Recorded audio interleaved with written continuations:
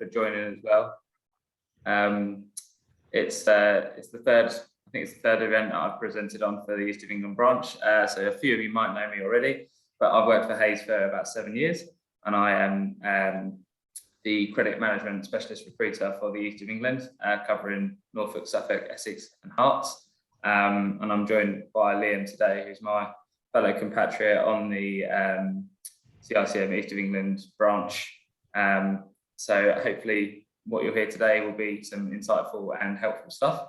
My email address is there, so if you do have any questions or want to follow up with anything after the event, then I'll put that on every single slide. So hopefully you can jot that down and email me anything that you might, any questions you may have going forward. So without further ado, I'll try and dive straight into some insights that we've had, basically focused around hybrid remote working and how that landscape's changed, mainly from a employer versus employee perspective. And of course, you'll probably get my slant on it as a recruiter within this market. So the initial bit I'm going to talk to you today about is our report that we dubbed What Workers Want. And this was published back in May this year. So slightly more when we were the debate of when we're coming out of lockdown and the easing of that lockdown started. And essentially, this was a widespread national report that we published. So you can actually go and find the full report if you want to download it at hayes.co.uk/what-workers-want. So if you did want to get the full report, you can visit our website and download that as you see fit. But hopefully what I'm going to do today is give you the key messages and key statistics from that report that might be most relevant to yourselves. So the key question we asked really was, is this the end of the traditional 9 to 5? As COVID restrictions were ending and we're starting to get to the point where we're nearly fully opened up now around the UK. Lots of us are thinking about upcoming changes and how we can sort of transition out of the pandemic and what that means to our typical working patterns. Now, anecdotally, I've seen a lot of companies who are maybe holding off on committing to a policy of fully remote, fully office working, or that hybrid model, and people are kind of hedging their bets, and we're still seeing that uncertainty within a number of businesses. When it comes to the sort of the world of work at the moment, the big question we're being asked is like I say, will we see the end of this traditional 9 to 5, and will we ever see a return to office to a sort of pre-pandemic level? So this report, we surveyed over 4,200 professionals to get an oversight, and this is what we saw when we actually asked the key question of whether we think we'll return to that typical office-based way of working. And as you can see, there's quite an even split here between those who thought that things would get back to normal, in inverted commas, some that thought we'd never return to the way we were, and a big proportion still unsure as to exactly what that was going to look like and the landscape moving forward. However, this doesn't really tell the whole story. So digging a little deeper, it shows there's a few things to look at, and actually the split between what we see as employers versus employees, there was a big discrepancy there. So employers, 43% actually thought that it would return to a normal, typical way of working, compared to only 32% of employees. So actually, we are seeing a very different mindset from maybe those in a more senior capacity within or directorship sort of level positions within businesses, saying that they think they would have still more of a traditional way of working compared to those within their teams. 40, and on that topic, so I think the numbers was 40% of those working in management or director C-suite roles don't think we'll ever go back to the 9 to 5, compared to just 30 of those in middle management. So and only a quarter of junior or entry level positions thought that we'd go back to traditional 9 to 5. So it's quite interesting that dynamic changes as the seniority of the positions changes as well. So what will the future of working look like? Now, to be fair, we're in this position at the moment, and I'm sure we'll get some debate and some different views and opinions on this later. But not everyone obviously believes we'll return to that old way of working. So what will it actually look like in practice? So firstly, we'll look at the employer view. So nearly half of those people say that hybrid or remote working will be offered as part of their sort of permanent solution going forward, while 29% of people completely don't think it will be. If you look at the graphs there, you'll see that most employers expect that their workforce will be operating in a bit of a mix of workplace and remote working from July onwards. But only 3% think they'll be asking their staff to return fully to work fully remotely.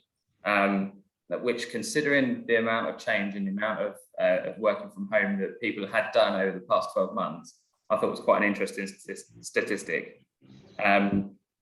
Less than a quarter think they'll be working from the workplace as well, which is quite intriguing. However, what do workers actually want when it comes to future working patterns? As we can see, around half of employees prefer to work in a hybrid way, in a mix between the workplace and at home, and around a quarter want to work fully in the workplace. So when it comes to working in a fully remote capacity, a greater portion of professionals actually want to work in this manner compared to the employees who expect to offer this.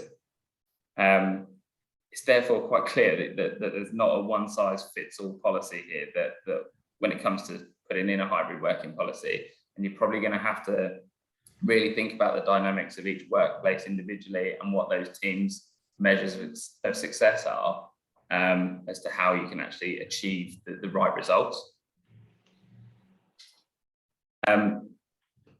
60% of employees are more likely to move to an organisation that offers a hybrid or remote working option in a permanent capacity.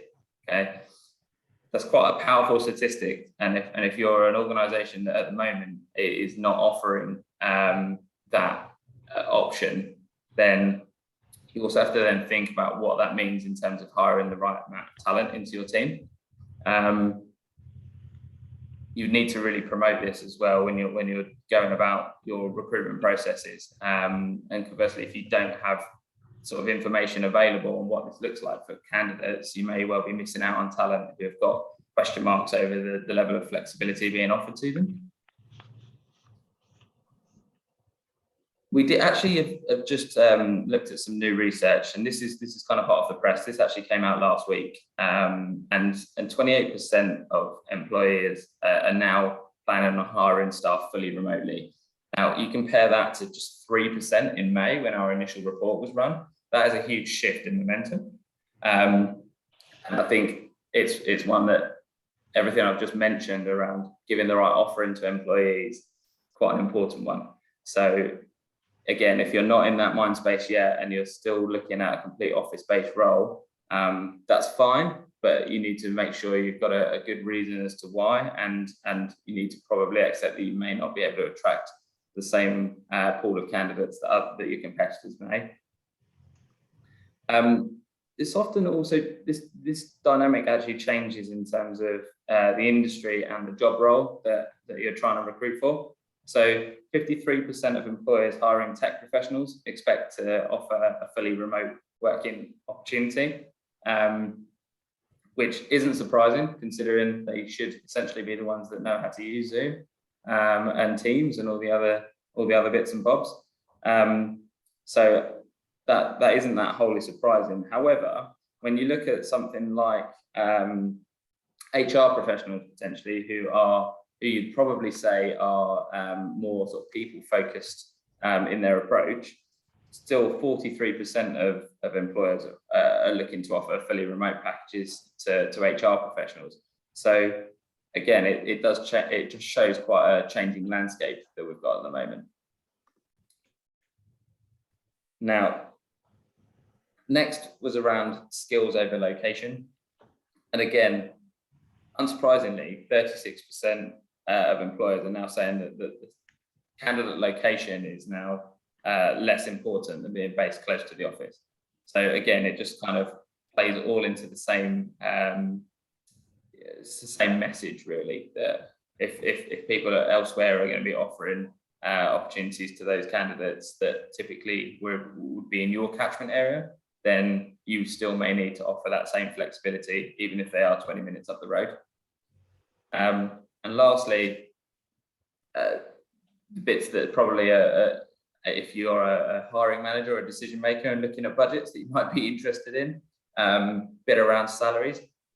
85% of employers say that salaries will remain the same for remote working people as office-based employees. There was a little bit of movement either way, but ultimately it seemed to sort of balance itself out. So 8% of our surveyed population said that they would increase salaries, 8% they would lower salaries for people working remotely.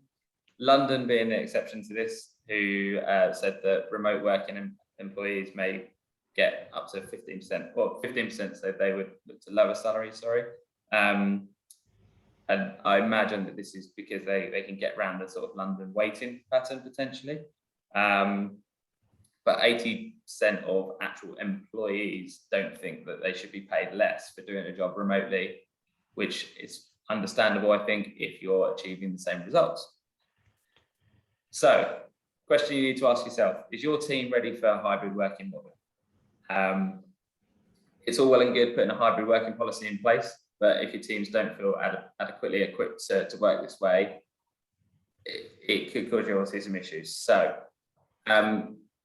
our findings showed that, as you can see here, employees feel a lot more comfortable working in a hybrid model than potentially their managers might think. And again, I think this comes down to understanding what your success factors are as a manager, as an employer. What do you see as being the ultimate goal, and what's a successful day for each of your members of the team? Can they perform adequately when transitioning to a hybrid working model? And how much of that is down to technology, and how much of that is down to your ability to manage their day-to-day performance? That discrepancy is quite a big one, and you'll probably see that gap closing as you know, the more this goes on, because you'll be able to see who's actually still performing. But again, it goes back to understanding what your measures of success are. So what challenges will there be? Okay, it's, as always with anything like this, it's unlikely to be smooth sailing from the get-go. And when you first start working in a hybrid manner, it helps to know what challenges you might well encounter in the coming months. So if you are in that bracket and you haven't really decided one way or the other, here are some of the sort of key concerns that you've got from our report. And top of the list there is remote working agreements. So in terms of how much time is actually spent from home, what's the situation if they're sick but could potentially still work from home? You know, do you have days where you're all in the office together? And if they're sick on those days, are they still allowed to work, or do they need to take that as a day off? Trying to understand that dynamic and getting it right between the whole team is obviously a big factor. Secondly is poor morale and motivation. And I think this is probably a tough one to pin down, because it essentially is, it comes down to understanding what the culture in your team is, and actually having someone sat at home 24/7 who isn't in the office, that might affect their morale negatively. If you then have discrepancy in working agreements, that could also have an impact on the team if some people are coming in more than others and sort of begrudge that. So they're two big factors that, if we don't get that balance right, it could cause some ruptures later on.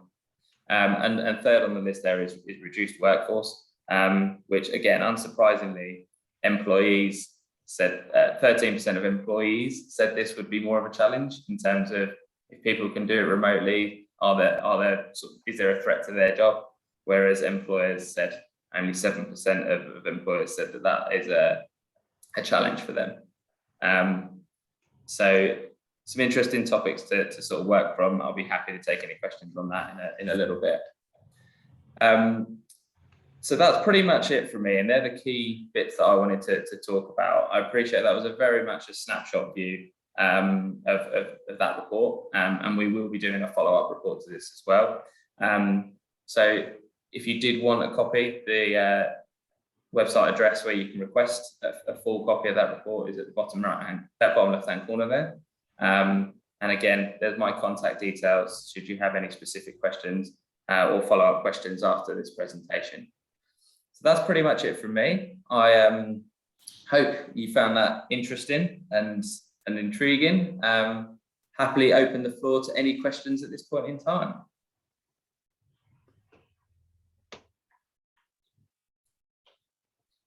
First time I've had no questions. You're all being very shy for credit professionals. This is most uncommon. We've got Robert, I think he's putting his hand up. Hi, Will. Hi there. Okay. Just feeding back on your presentation. Well done. Thank you very much for that. Just talking on behalf of our business, I think the feedback we got from our team was overwhelming. They wanted to come back into the office purely for the sort of social element of it. Now, and I think another factor for us is we're not based in the central hub. We're out in the sticks, so to speak. So it was easier for the staff to get in, and for the mental well-being and the social aspects of it, we found, though we did offer the home remote working option, that a lot of people really just wanted to come back in after being shut in alone for a while and see each other. And the other point I wanted to say, that some of the staff just couldn't do it from home. They just couldn't.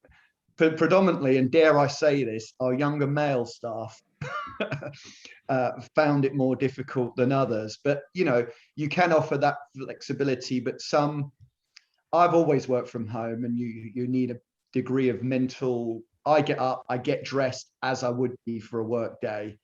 But if you sort of roll out of bed at 9 o'clock in your gym jams, maybe it's not for you. You need that sort of self-control. But that's what we thought. But my ultimate point is that overwhelmingly everyone who wanted to come back, maybe that's because they don't have to do an hour and a half each way on a tube every day. And that's probably why they've got that flexibility. So that's my 2 cents anyway, Will. No, that's great, Robert. And I think that you picked up on 2 really key points there. I think that, you know, first of all, the fact that people want to come back into the office, I think says a lot about the culture you've obviously created, which is great to hear. And I think it doesn't work for everyone. Not everyone enjoyed working from home. I think this is one of the key questions when trying to decide on what to do. How do you get that balance right? And not every team is the same. We at Hayes, we're very much a sales culture, and this is completely new to us, and we've had to do our job working from home where we haven't had the sort of buzz in the office. And personally, I quite like being back in. It has helped me get focused and feel part of the bigger team again. Whereas sitting at home, yes, we still get a lot of interactions with our customers, but it's not quite the same as being able to have that little chat and that sort of water cooler moment where you go and make a coffee. So I completely appreciate that some people do want to come back in. I think in terms of, I probably shouldn't say about the young males like you did, that might get me in trouble, but you get that population of people that potentially do want that flexibility. And it's how do you manage that? I think if we've decided on a hybrid policy of 50% in the office, but only after a period where we know that people are competent and are sort of trained to a level where we feel comfortable with them doing that. And again, it comes down to what are our measures. Now, we're quite lucky in the sense that we're KPI driven, so we can kind of see people's outputs without having to sit next to them all day every day. And we understand what it takes to be successful in this role. if you understand that in your team and you trust them to work from home and they can do the job from home, then you're in a position where you're able to offer that. It's how do you manage the people that potentially aren't performing at home, and that's we could be here a while if we start opening that can of worms. But yeah, no, it's great to hear that you created an environment where people do want to come back and work. So it's great to hear. Any other comments or questions? Yeah, I will. I was just wondering whether you've, on the point of, seems like most organisations seem to be setting kind of one standard for everyone, albeit you have, I suppose, different groups of people that are performing differently from home versus in the office. Have you come across any organisations where they've perhaps been more lenient with members of staff who have been in the business for longer, or more lenient on the working from home for kind of certain groups of staff against others successfully? Well, to be fair, Hayes are doing it, and this is one of our key talking points. New people entering the business, they have to be in until they've passed their first module of training 100% of the time. That then sort of tapers down as your tenure goes on, and essentially you're getting up to speed and getting more competent with your day-to-day tasks. So after they've passed their sort of first module of training, which is typically between 4 and 6 weeks, they're then allowed to work from home 1 day a week until they pass their next training module, which is probably around 3 to 4 months. Then they're allowed 2 days a week, and then after they've passed their probation and are kind of fully fledged consultants as such, they go into the same 50% working from home, 50% from the office model. But that's not to say they can't come into the office more often if they want to. So our offices are open. I think that the toughest bit we've tried to implement really is actually trying to get that culture back, and I think this is the tough bit in trying to find the balance. So we've kind of mandated what days people come in to try and maintain some of that buzz and that teams can operate together. Whereas you potentially don't have that opportunity with other organisations. So how do you make that sort of team collaboration piece work when you're trying to put in a policy that doesn't necessarily fit everyone? We want our office open 5 days a week. So if we've mandated that people come in Monday, Thursday, Friday, what happens on Tuesday and Wednesday? If no one wants to be in that day, do we close the office? We then miss out on potential customers. So it is a tricky balance to find. And I think it really does have to be dependent on that company and that team. Yeah. And have you found that that's had a kind of a knock-on effect on the kind of the management population? Because obviously the more, especially with new starters, you kind of need guidance from management, which means that perhaps those more lenient rules don't work for the managers. Yeah, it was quite an interesting debate really, because we discussed it as a management population in this region, and we all agreed on those rules and on the understanding that we would need to potentially be in the office more while we're getting those sort of new members of staff up and running. However, we are lucky that as a larger organisation, we can lean on other members of the team to help support and train in some of those areas, so we can still have the balanced working approach. And I've still done days from home, even when training new staff, because I've got other senior members in my team that could sort of lend a hand during those days. So again, it's slightly individual circumstances, but it does definitely have a knock-on effect. And I've certainly been in more than I probably would have been if I hadn't had new starters in my team into the office. Does that answer your question? Yes, yeah, it does. Yeah, thanks. Okay. Thanks, Chris. Great. Any more?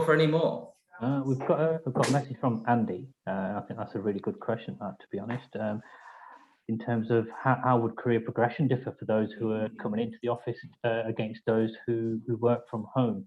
I guess the challenge there would be identifying, what those individuals are doing to, promote further career progression.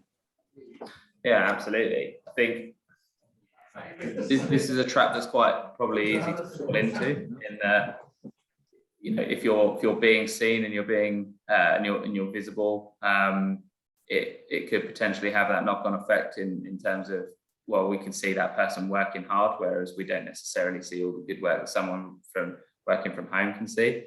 And that is difficult. I think that it comes back to what I was saying in my presentation about how you measure success and what your metrics are in terms of what a successful day is for each of those individuals. Essentially, I think it probably comes down to the people management aspect and how in touch with the team are you. If you're allowing someone and offering the flexibility to work from home, you then need to be aware that you can't penalise them for doing such in that sense, and you need to give them the same opportunities. I think that comes down to that individual manager really to identify what's good performance look like, and then having a fair and unbiased process if you're looking at progression opportunities for each member of your team. Is there any more, Ramesh, from that? There's just one more come through from Atul, and I think you touched on it slightly, but he's asking, do you see employers spreading their net wider when recruiting? So I'm guessing it's not just their local catchment area. I'm guessing Atul's probably asking about the wider picture where, you know, if an office is based in London, would they be looking at staff recruitment from further or north, you know, Midlands or even the north of England? Because, you know, that could be falling into their work from home model. Absolutely, and we asked, and that was one of the key stats in the presentation really, was that when we first started easing out of lockdown at the beginning of the summer, only 3% of employers were willing to offer fully remote working options. We're now in October now. Sorry, I'm losing track of the year already. It seems to be flying by. We're in October now, and now 28% of employers are willing to offer fully remote working options. So it's certainly going in that way. I think again, it does depend on where you stand and how you can effectively learn and communicate with the team that you're working within. You know, if you're in a standalone role, it's probably a lot easier to get in and get stuck in with minimal impact on the rest of the team. But if you're one of 5-10 people and you all have to work collaboratively, can that be done effectively working from home? There are always ways, but does it work for your business, and does it work for the other people in that team as well? Just got one more come through from Lillian. Do you find that recruiting for a company who will not offer hybrid working difficult? That's certainly going to be a challenge. Yes. It is difficult, and I have I've been recruiting for a number of positions across the East in different locations over the last couple of months.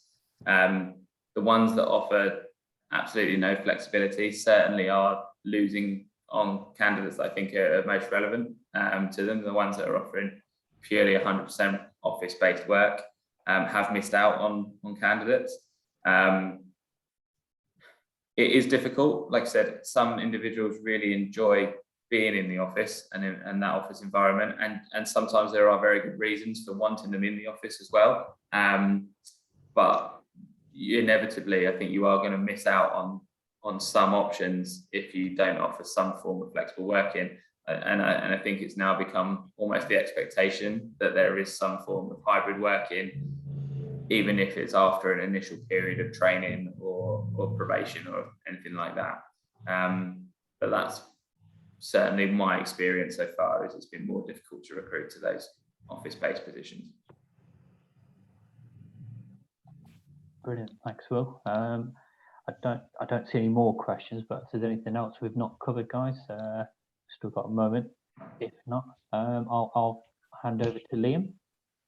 Thank you. Good afternoon, everyone. Just to follow on what Will has said, I've seen some huge changes in the legal profession So I've spent 21 years working for law firms. So the first 13 years working as an employee for law firms, including a big international firm and some smaller high street firms. And my experience working for other people is that law firms tend to be quite controlling in terms of A, being in the office, and B, time recording and billing clients. And so I thought that law firms would be very resistant to hybrid working, but actually that's proving not to be the case. So some trends that I've seen in the legal profession is the growth of the freelance model. So for example, Keystone Law, which just employs freelance consultants who basically are self-employed, but they work on their own. So there's a huge growth in that. I'm aware of a big local law firm in Essex that's just taken on a fee earner in Devon, which surprised me, and some growth in outsourcing. So I'm aware of some London firms that are using sort of remote working to be able to outsource more of their functions. So moving departments to one firm moved them to Bristol, another one to Scotland. So yeah, so some huge changes in the legal sector. But what I'm going to answer today is the question: can my employer make me return to the office? Or if you're an employer, the question might be, can I make my employee return to the office? To answer the question, we need to look at a few basic employment rights. So the first one, Section 1, Employment Rights Act 1996. Employees have the right to a written statement of employment particulars. So in other words, when anybody starts work, their employer should give them a document containing lots of information like the name of the employer, the name of the employee, hours, and crucially, place of work. So we'll come back to that and how that ties in. The second right that we'll look at is the right not to be unfairly dismissed. So every employee that has been employed for 2 years or more has the right not to be unfairly dismissed. So it follows that if you've been employed for less than 2 years, that you don't have the right not to be unfairly dismissed. So, but there is an exception to that rule as well, is that if the reason for the dismissal is because of something like sex, race, age, disability, health and safety activities, then there is no qualifying period. So for example, if somebody was to be sacked because they were pregnant, it wouldn't matter whether they've been employed for less than 2 years. Constructive dismissal is a type of unfair dismissal. It's where the employee resigns, but because of something that the employer has done. And there's a 2-year qualification period for that as well. So the first question that I ever ask is, when I get this type of problem, how long if it's an employee, how long have you been employed? Or if it's an employer, how long has the employee been employed? Because ultimately, if they've not been there 2 years, they can be dismissed quite easily. So if somebody doesn't want to come into the office and they haven't been there for 2 years, then they don't have many employment rights. The third right that I'm going to look at is the right to request flexible working.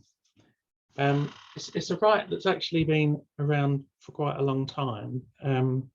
Initially, it was just for parents or those caring for dependents like elderly parents. But since about 2014, all employees have had the right to request flexible working. So the employee can make a request for flexible working, and then the employer has to deal with that request in a reasonable manner. They must follow a procedure and give a response within 3 months. Now, when it first came out, because it's only the right to the request and there's no actual right to flexible working, so you can't go to your employer and say, look, I've got the right to flexible working. You've only got the right to request it. I think when it first came out, I think there was probably a feeling that it was probably a bit toothless, and that perhaps it wasn't a very strong right. But actually, we're seeing that tribunals are prepared to find that employers have not taken the requests seriously. And you may, there have been several cases. You may have seen the one with the estate agent in the last couple of years. It's not really a COVID case, but it's where a sales manager for an estate agency requested flexible working. She was denied. She took it to the tribunal and she was awarded £128,000. So actually, there's quite some teeth in that judgment. And so that's Miss Thompson against Manners Estate Agency. She was earning about £120,000 per year. She got pregnant, had some time off maternity, and when she came back, she requested that her hours be reduced from 9 to 6 to 9 to 5. So she only wanted to leave an hour early so that she could pick up her child. And she also requested that her number of days be reduced to 4, and it was refused. And the tribunal found that they had unreasonably refused it. And I think the reason the payment was so high was because they found that it was indirect discrimination because she was a woman, and it was likely to affect women more than men by being inflexible. So if we go back to our question, can my employer make me return to work?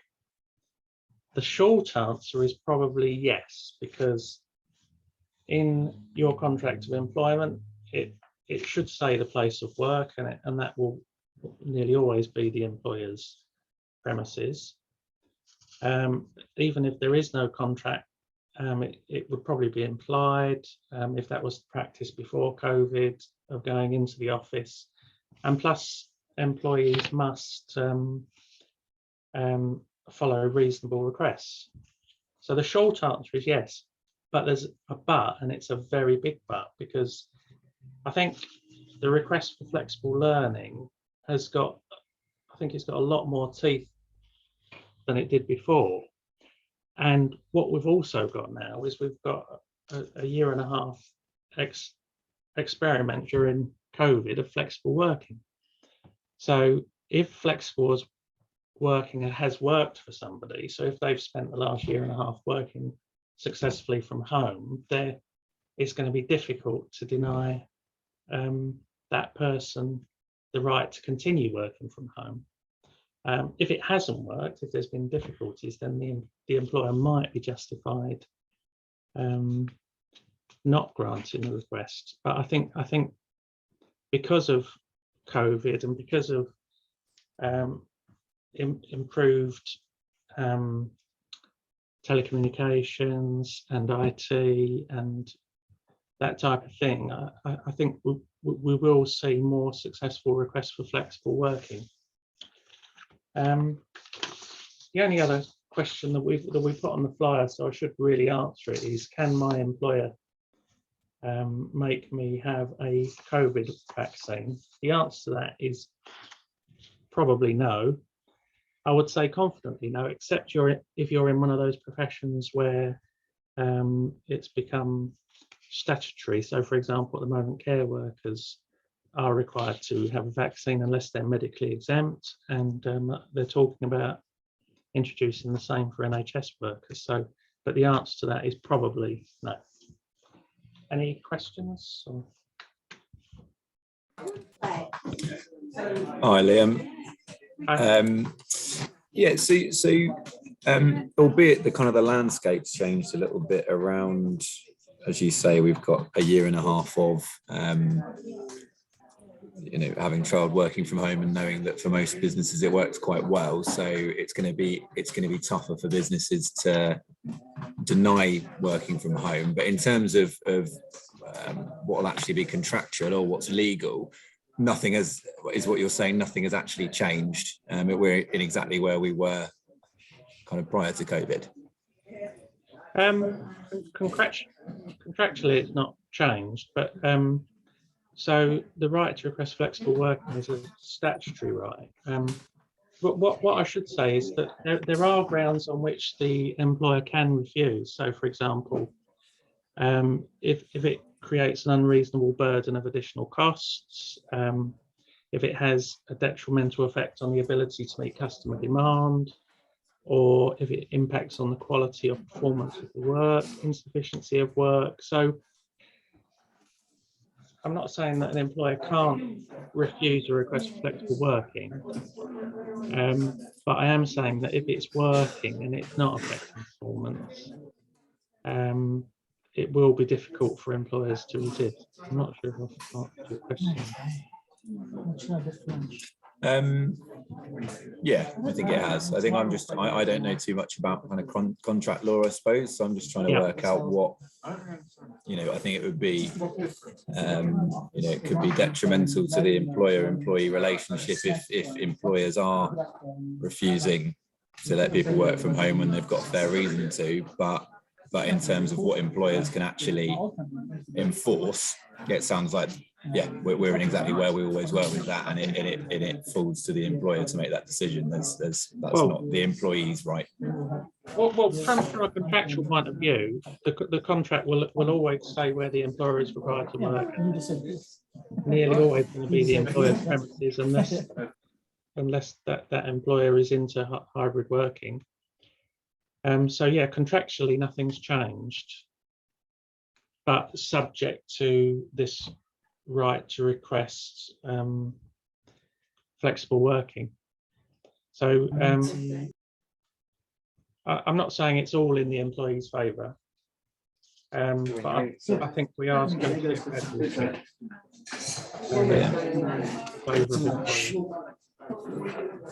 Thanks. We've got a question from Robert. He's raised his hand. Hello, Robert. Can you hear me? Yes, I can. Yeah, Liam, just a very brief point about, rejecting the right for home working. I've obviously, it's to do, I suppose a reasonable ground to reject is based on the data security sort of aspect. I've done a bit of ISO. You need to ensure if your staff are handling sensitive data, payment records, that you know and trust that the people at home who are potentially processing payments are not abusing that information, and that is obviously a factor of that we're obviously concerned about, that we need to ensure that even when you're at home and their family members are about, that you're still locking your screen and taking all those necessary measures and precautions. So with that home working thing, if your staff are handling, very sensitive data, then there will be more reasonable grounds to pull them in to ensure that data is kept secure, unless you are 100% sure, and I don't think anyone could be 100% sure that those staff are going to keep that data secure. That's the one aspect for me, obviously, about remote working. Is one thing I think about a lot, is keeping data secure and business confidential information secure. That's just a quick point from me. I'll mute myself again. Sorry. No, don't be sorry. I think that's a really good point, and I think that that could be very good grounds for denying a request. the approach of tribunals is to look at the reasonableness of the employer and also the employee. Was it reasonable for the employer to refuse? And security would definitely could be a major factor. So that would come under the burden of additional costs. You've got all the costs of IT security, but also that could come under sort of detrimental impact on quality or performance. Obviously, the job has got to be done properly. So, and if that can't be done at home, then that would be a grounds for refusing a request. But thanks for the question or the comment.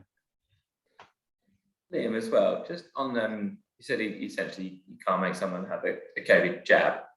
Does that extend to doing tests and testing before you come into the office, or taking temperatures and things like that? I don't know the answer for sure, so I'm going to work from instinct. I think if it was an invasive test, so you stick those things up your nose, I think they're quite invasive in my opinion, although I'm quite happy to do them. I'm not sure I'd be too pushy about making an employee do one of those, but it's just interesting. I mean, we're lucky enough that we're in an office where people have been quite happy to do tests, and everyone's kind of agreed to that. It's just whether that's, again, the legal standpoint of it, or whether that's just but there's certainly nothing wrong with sort of persuasion, reasonable persuasion, to persuade people to have a vaccine. There's nothing to stop an employer persuading their employees to have a vaccine, as long as it's sort of not coercion or to have testing. And it's in everybody's interest, in my view, to be vaccinated and to be tested.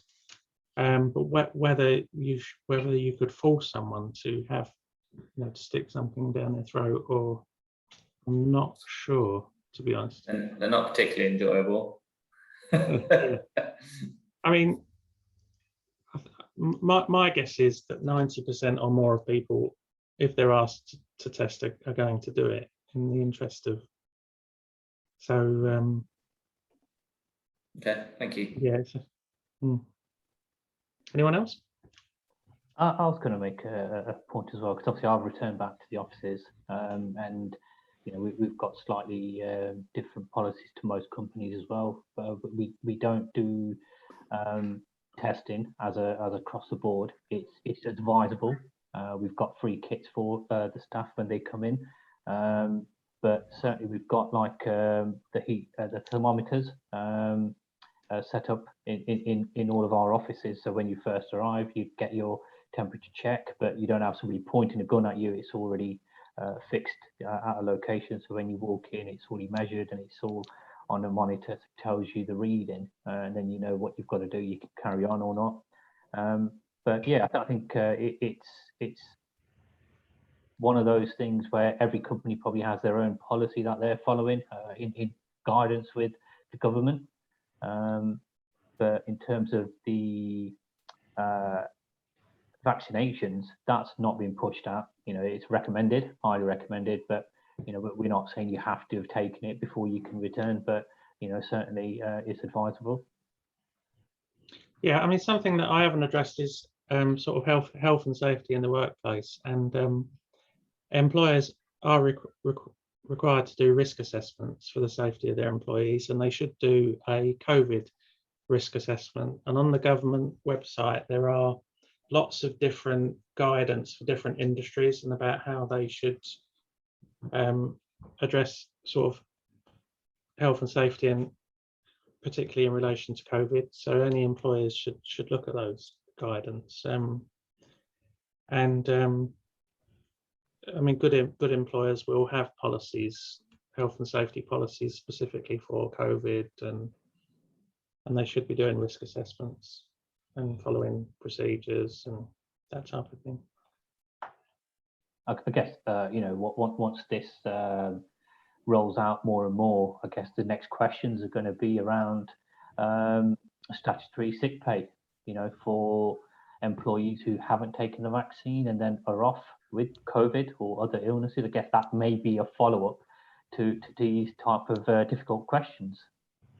Yeah, well, that is raising all kinds of issues. Yeah, because I mean, sick pay is a contractual thing. Well, if a company offers company sick pay, then it's contractual, and if it's not, it will be statutory. And they have, I think, they've made it so that you can get statutory sick pay from day one, whereas it used to be from day 3. But it does sort of raise some new issues that leave us lawyers scratching our heads as to what the current state of the law is. Like, should you be able to get sick pay if you're isolating and stuff like that? So that it has raised all sorts of little issues from time to time.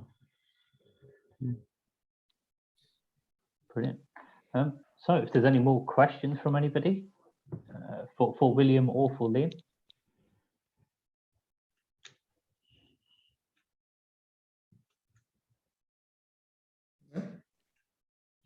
No, I'll take silence there, as I think most questions have been answered. But I'd just like to take a moment for everybody who's turned up and registered to the event. So thank you everyone for your time, and a special thank you to Will and Liam for being the special guests and covering these difficult topics. This recording will be available on the CICM website as soon as they've uploaded it. So if anyone needs to review this or share it with any of the team members, then please feel free to do that. Other than that, I think I'll just say thank you to everybody for attending. Thanks everyone. Thank you very much. Thank you. That was really good. Yeah, thanks both. Cheers. Thanks, guys. Thanks. Yeah. Thanks.